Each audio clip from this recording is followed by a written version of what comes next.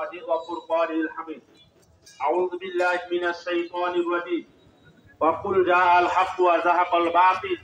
إن الباطل كان زهوقا محترم উপস্থিত হাজিরিন সময় অনেক সংক্ষিপ্ত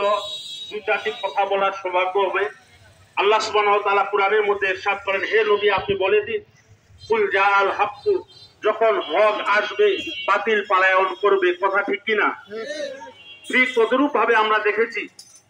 16-17 বছর যাবত খুনি স্বৈরাচার শেখ হাসিনার জুলুম অত্যাচার পর্যন্ত যেই জুলুম অত্যাচার মসজিদের ইমাম মুয়াজ্জিনদেরকেও ছাড় দেওয়া হয়নি সেই জুলুম অত্যাচার সাধারণ আলেম ওলামা মাদ্রাসার ছাত্র পর্যন্ত এই জুলুম থেকে রেহাই পায়নি কিন্তু বড় আফসোস হয় বড় দুঃখ হয় আজকে বাংলাদেশের বৃহৎ একটি রাজনৈতিক দল যারা কোনোদিনও নির্বাচনে অংশগ্রহণ করা তো দূরের কথা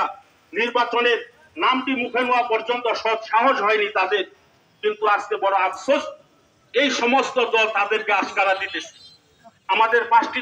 দাবির মধ্যে 1 নম্বর একটি দাবি হলো খুনি স্বৈরাচার শেখ হাসিনার বিচার করতেই হবে বাংলার জমিনের মধ্যে খুনি শেখ হাসিনা স্বৈরাচার সরকার যদি 50 বছর পর তার বাবার খুনি বিদেশ থেকে এনে বাংলাদেশের জমিনে বিচার করতে পারে ঠিক তদরূপ ভাবে জুলাই সহ 2013 সালে শাপলা চত্বরের ইতিহাস অসংখ্য অগণিত মানুষকে এই খুনি স্বৈরাচার সরকার হত্যা করেছে যদি এতগুলো মানুষের হত্যা করার কারণে একজন মানুষকে হত্যা করার কারণে যদি বিদেশ থেকে আনে তাদের বিচারের আওতায় ভুক্ত করা হয় তাহলে আমি বিদ্রোহীন কণ্ঠে বলবো যারা শত শত হাজার হাজার মানুষকে খুন করেছে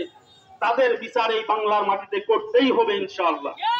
ওয়া আখিরি দাওয়ানা আলহামদুলিল্লাহি রাব্বিল আলামিন।